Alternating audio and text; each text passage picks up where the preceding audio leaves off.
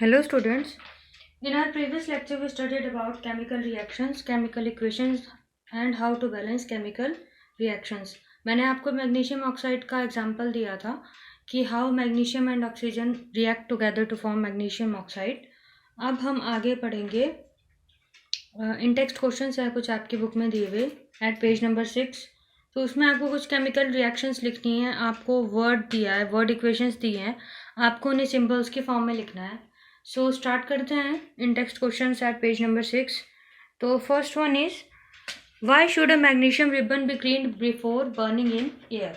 इसका मतलब क्या हुआ क्वेश्चन का कि एक जो आपके पास मैग्नीशियम रिबन होता है उसे साफ क्यों करना चाहिए जलाने से पहले, before burning in air. Why should a magnesium ribbon be cleaned. किसी मैग्नीशियम रिबन को जलाने से पहले उसे साफ क्यों करना चाहिए. ठीक है, ये आपकी एक्टिविटी बेस्ड है क्वेश्चन, आपकी एक्टिविटी है बुक में.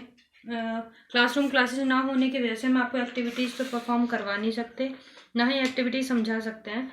बट कुछ इन टेक्स्ट क्वेश्चन हैं, कई बार वो एग्जाम्स में आ जाते हैं और वैसे भी जनरल है. तो इसका रीज़न क्या है, मैग्नीशियम जो है बहुत ही रिएक्टिव मेटल होता है.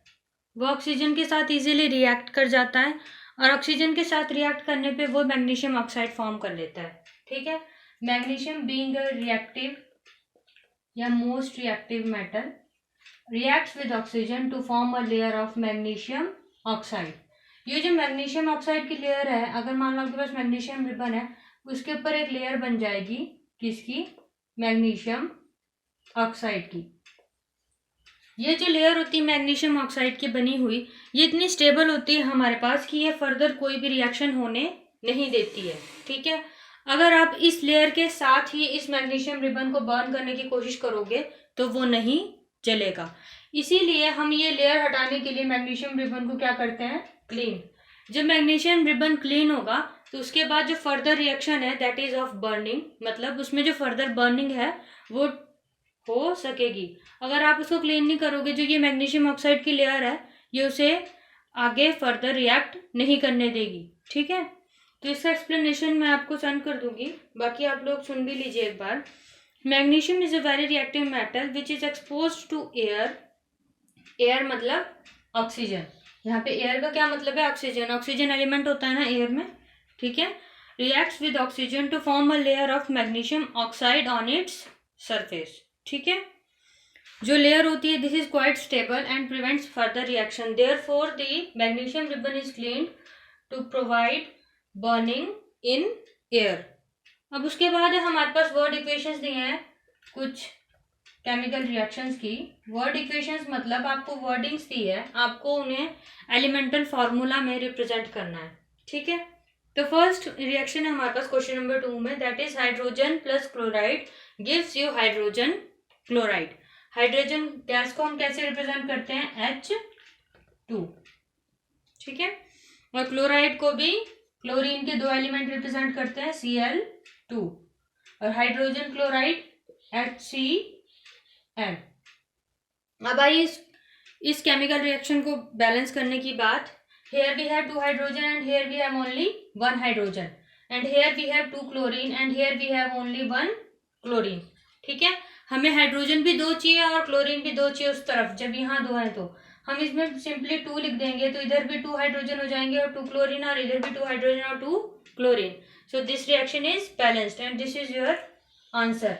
H2 plus Cl2 gives us 2 elements of HCl या 2 प्रोडक्ट्स ऑफ HCl. हमारे पास HCl के कितने प्रोडक्ट्स आएंगे यहाँ पे, 2 एटम्स.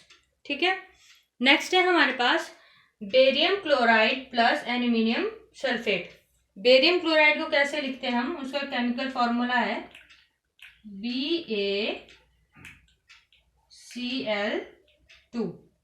ठीक है, BaCl2 प्लस एल्यूमिनियम सल्फेट को Al2SO4 3. ये आपके पास एल्यूमिनियम सल्फेट का केमिकल फॉर्मूला. उसके बाद ये आपको क्या देता है, बेरियम सल्फेट.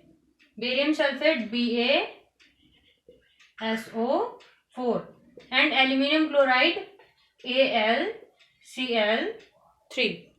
ठीक है, ये है आपके पास एलिमेंटल फार्मूला जो आपको वर्ड इक्वेशन के कॉरस्पॉन्डिंग है, ये आपके पास बेरियम क्लोराइड आ गया, ये आपके पास एल्यूमिनियम सल्फेट आ गया, ये आपके पास बेरियम सल्फेट आ गया और ये आपके पास AlCl3। ठीक है, अब इसको बैलेंस करने की बात आई आपके पास। यहाँ पे SO4 के कितने एलिमेंट्स हैं आपके पास, कितने एटम्स हैं, 4 और 3, 4 3 से 12। ठीक है, और यहाँ पे SO4 आपके पास सिर्फ कितने हैं, 4। तो इसे बैलेंस करने के लिए आपको क्या करना पड़ेगा, इसके आगे 3 लिखना पड़ेगा। लिख देते हैं फिर इसके आगे 3, स्पेस बनाती हूँ मैं। बैलेंस करने के लिए हमने यहाँ पे क्या लिख दिया, 3। ठीक है, अब यहाँ पे बेरियम के कितने, ये 3 लिखने से यहाँ पे बेरियम के कितने एलिमेंट आ गए हमारे पास, 3। बेरियम भी 3 आ गया और सल्फेट कितना हुआ, 12। बेरियम 3 को यहाँ पे कर देते हैं बैलेंस, यहाँ पे 3 लिख देते हैं, if it is visible to you. ठीक है, 3BaCl2। अब यहाँ पे बेरियम तो 3 हो गए, बट हमारे पास क्लोरीन कितने हो गए, 3 2 6 क्लोरीन हो गए। और यहाँ पे हमारे पास क्लोरीन कितने हैं, 3। तो इसे भी बैलेंस करने के लिए यहाँ पे क्या लिख देंगे, 2 2 3 6, यहाँ पे 2 आ गया। अब ये एल्यूमिनियम कितने हैं हमारे पास, 2, और इधर भी एल्यूमिनियम कितने हैं, 2। तो this reaction is balanced now. तो आपके पास जो आपके पास रिजल्टेंट रिएक्शन है वो क्या हुई, 3BaCl2 plus Al2SO4 3 gives us 3 barium sulphate plus 2 aluminium chloride. ठीक है, नेक्स्ट आपके पास वर्ड इक्वेशन देखते हैं क्या है, that is sodium plus water. Sodium का एलिमेंटल सिंबल क्या है हमारे पास, Na।